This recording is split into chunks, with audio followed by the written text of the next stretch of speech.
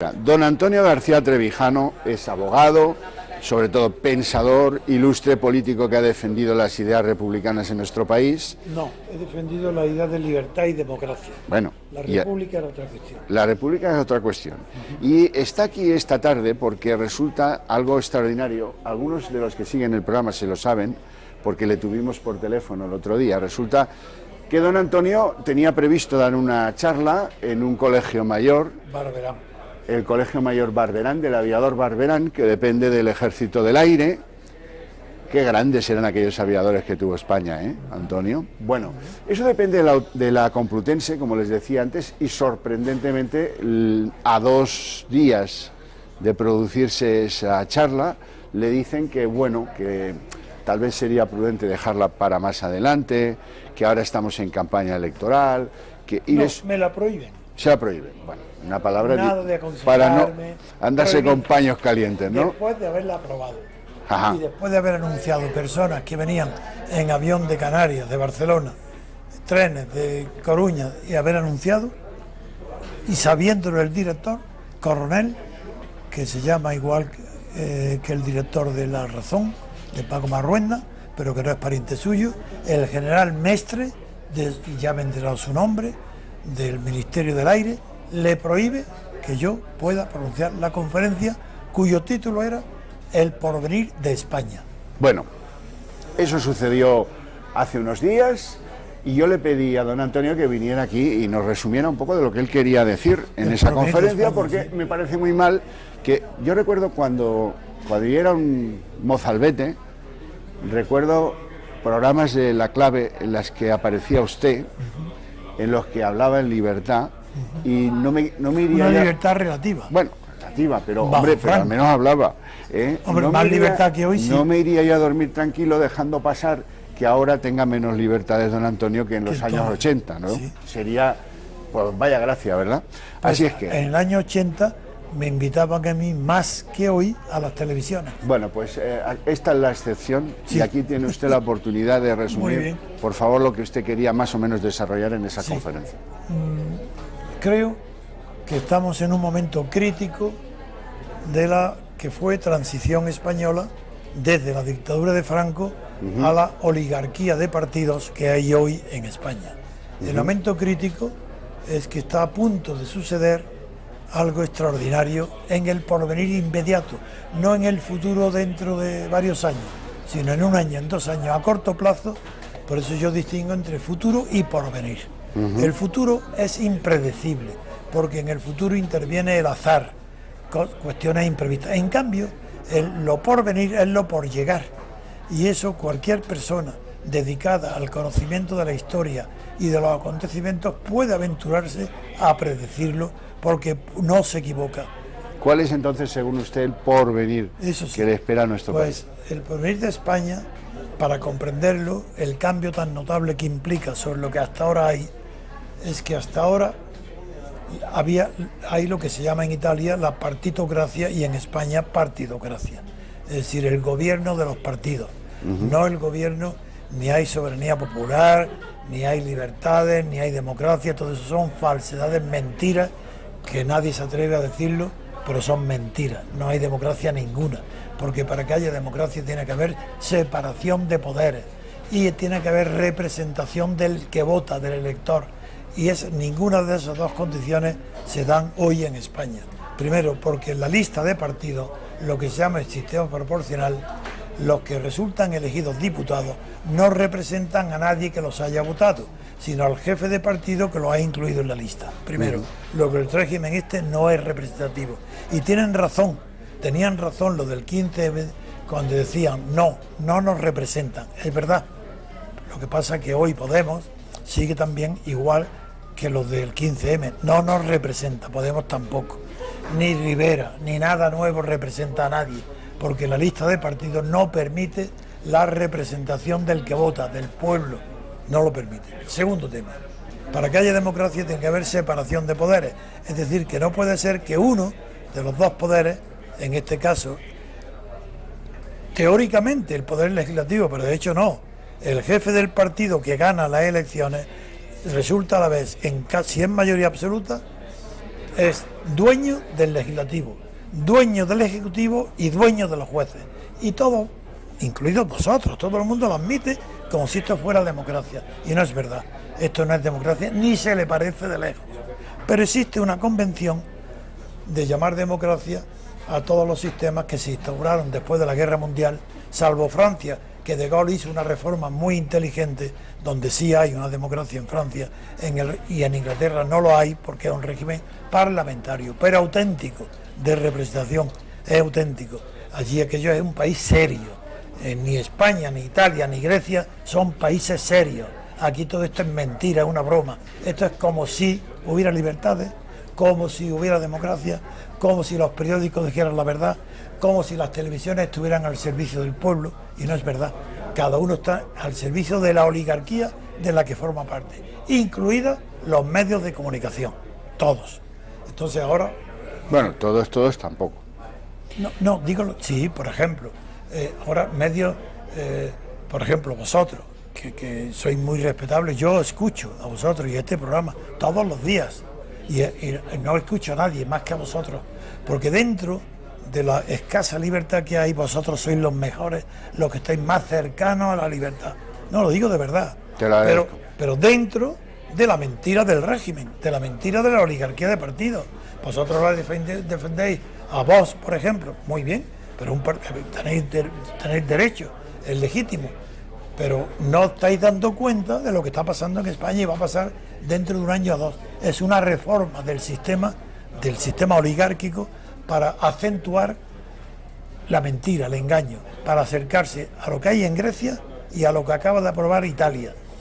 Italia sí que eso que hoy es lo hegemónico, que se llama que gobierne el partido más votado, que parece, uy, qué maravilla. No, eso es un escándalo.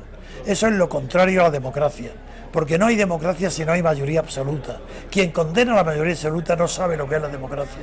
No puede haber democracias con mayoría relativa, porque tiene que haber mayoría absoluta, porque hay una convención en el mundo, tú, en mi familia, en todas partes, donde aquellas cosas que no queremos decidir o no podemos decidir por la fuerza, todos en nuestro corazón aceptamos que sea decidido por una votación libre, donde se tome obligatorio para todos lo que resulte ganador con la mitad más uno. Es por lo tanto partidario usted de las segundas vueltas. Natural, es que sin segunda vuelta no hay democracia, porque no hay representación. Correcto. Bueno, pero entonces, estamos de acuerdo en que gobierne la mayoría absoluta, pero ¿quién está dicho en qué parte del mundo, en qué país, en qué Grecia antigua, Roma o Estados Unidos, Revolución Rusa ni soviética, dónde se ha dicho alguna vez a alguien que el que tenga más votos que gobierne?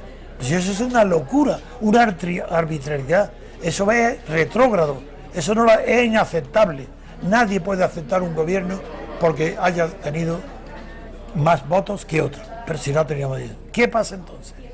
Que han inventado los griegos, primero, como Italia ahora, que el voto sea obligatorio, cualquier cosa. Lo que es un derecho, convertirlo en un deber. Lo que es solamente cívico, convertirlo en político. Un deber político cuando lo que hay es un derecho cívico. Que pertenece al derecho civil. ¿Qué es esto? Eso es un lugar. Y mientras tanto, ¿qué es lo que se le acuerda? Un horror. Que vote el más votado. Pero mediante una ley como en Italia, que es a dónde vamos, que si el más votado saca, por ejemplo, el 30% de los votos, no importa, una ley aprobada por los 4 que hoy son aspirantes al gobierno, o a gobernar, que son los 4, PP, PSOE, Podemos y Ciudadanos, esos 4 van a estar de acuerdo en algo porque ambos creen que pueden estar dentro de los 2 privilegiados, que van a adoptar una ley que van a aprobar los 4, dentro de un año, 6 meses, 2 años, inmediato, una ley para que el que gane, el más votado, la ley, en virtud de esa ley, el Estado le dé un premio de la mayoría absoluta, le regale, no 50 como en Grecia, 100 o 120 los que necesite para gobernar por mayoría absoluta. Es decir, la negación absoluta de la democracia. Eso es lo que era mi conferencia. Anunciar esto. Don Antonio, muchos españoles andan un poco tiesos con el Partido Popular por los incumplimientos de su programa electoral, del que nos ofreció hace casi 4 años Mariano Rajoy. ¿El peor de esos incumplimientos es para usted el haber traicionado la palabra dada de incrementar la independencia del Poder Judicial? Ese reparto político que se ha terminado de hacer, no lo empezó el Partido Popular, lo empezó Felipe González. No, para mí pero bueno, para mí lo ha terminado Mariano Rajoy. Pero para mí, como ha preguntado, el pecado más grave del Partido Popular, lo que hace indigno a Rajoy de estar un solo día más en el gobierno, es la traición que implica haber tolerado que durante todo su mandato el separatismo catalán haya llegado a rozar la mayoría. Eso es lo que es imperdonable. Para mí no tiene, lo desprecio absolutamente. Y es más, quiero poner una querella contra él. Pero es que el problema es que el Código Penal está hecho por los oligarcas. Y en el Código Penal la sedición no es considerada como un delito contra la Constitución española. No. Es un delito contra el orden público. Y eso está en el Código Penal. Ningún catedrático ni de penal, ni de constitucional, nadie denuncia que es que no se puede acusar ni presentar una querella por sedición ni contra Arturo Mas, ni contra Pujol, ni contra nadie, porque el secreto es que mientras los catalanes no impidan, por la fuerza o de palabra, da igual, mientras no impidan que las leyes españolas, una ley española o una decisión de la autoridad se cumpla. Una sentencia judicial, por ejemplo. Sí. Mientras eso no se produzca, no hay sedición. Entonces esto es, ¿quién culpable? ¿Quién? Yo, Rajoy.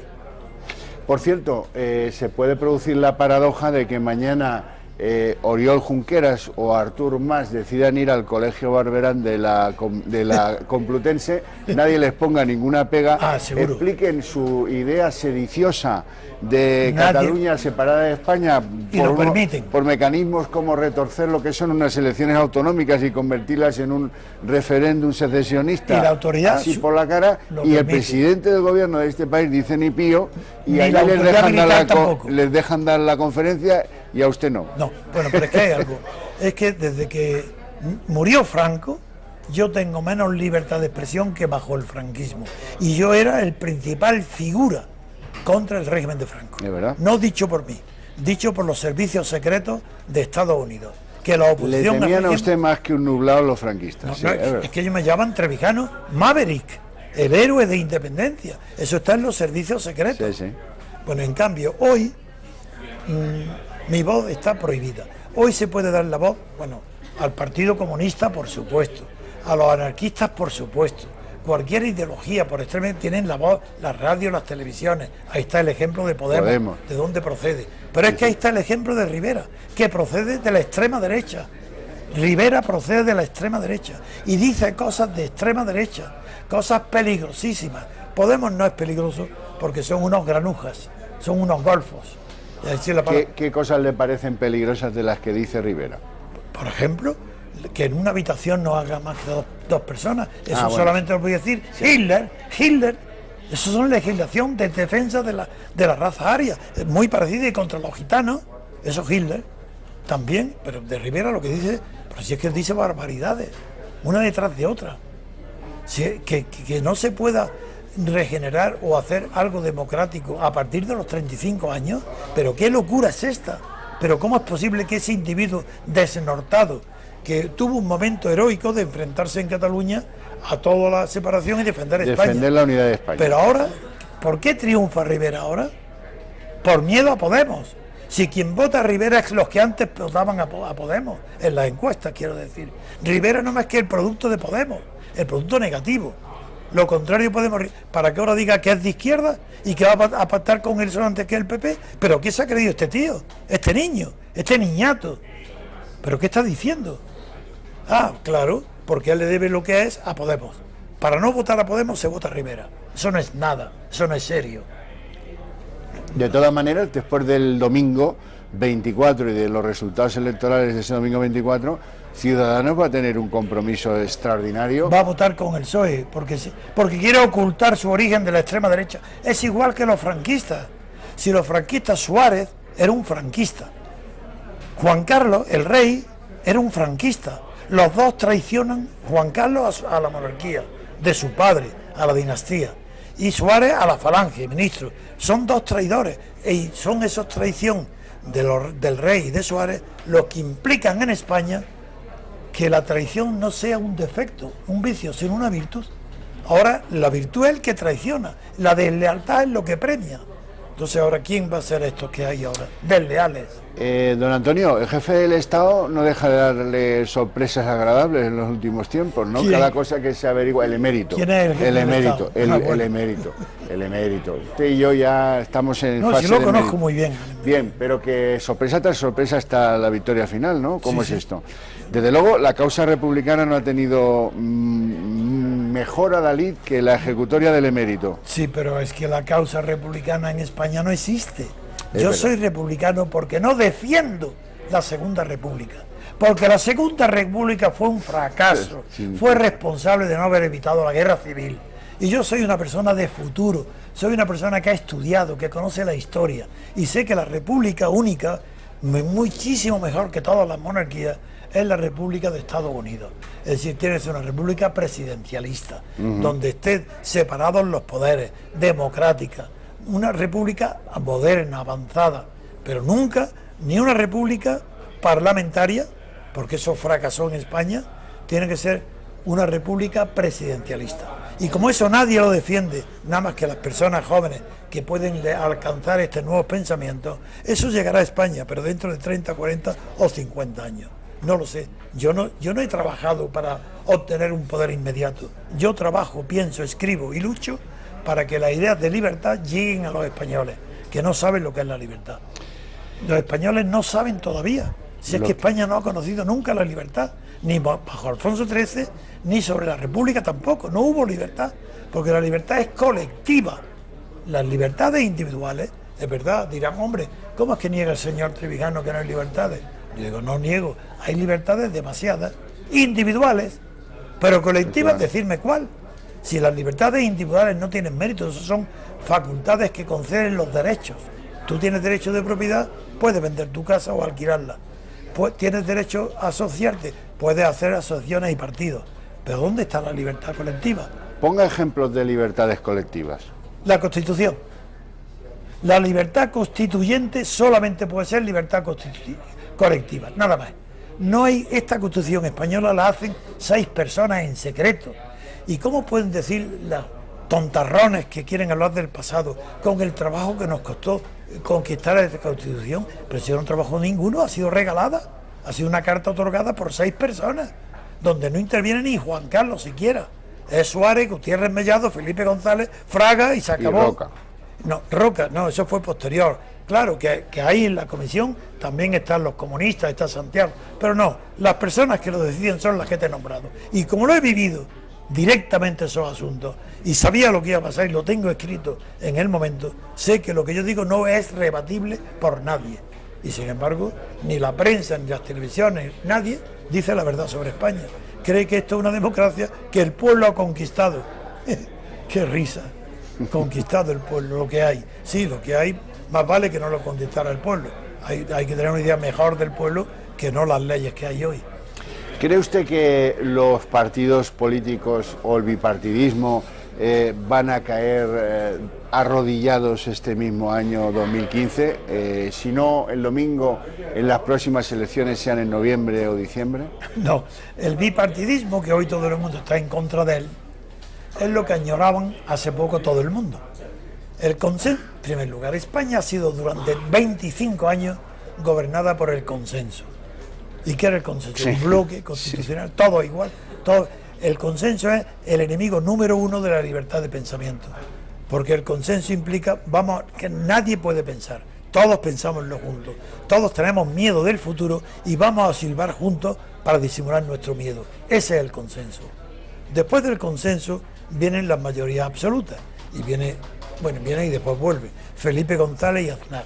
Durante los tiempos de mayoría absoluta, todo el mundo, los que no están en la mayoría, dicen, qué horror, la democracia es mayoría absoluta, El qué rodillo, horror. ¿Esto qué es? Este es el rodillo. Pero ¿cómo? Si es que una democracia sin mayoría absoluta no existe.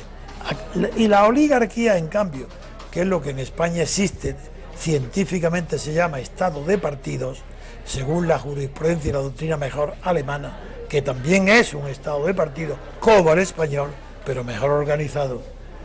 Pues eso también le llaman, a esa oligarquía, le llaman democracia también, mal hecho, pero el estado de partido es lo que hay. Y ese estado de partido es una oligarquía, que cuando no hay mayoría absoluta, se forma ahora lo que llaman ahora la cultura de los pactos. Pero habrá cosa más cursi, imbécil, tonta que cultura de los pactos. ¿Qué es eso de la cultura de los pactos?